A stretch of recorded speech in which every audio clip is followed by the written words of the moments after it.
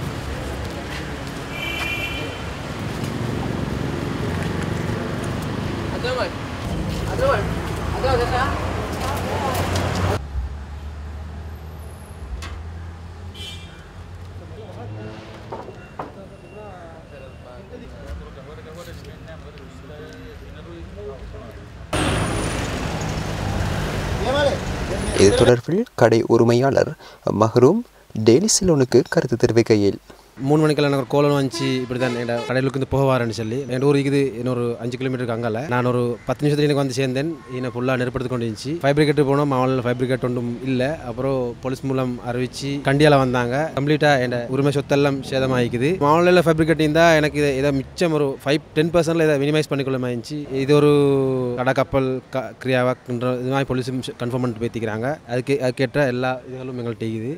இன்னும் சரியாக அசஸ் பண்ணிக்கொள்ளலாம். சாதாரணமாக ஒரு கோடிக்கு மேலே எதிர்பார்க்குறோம்.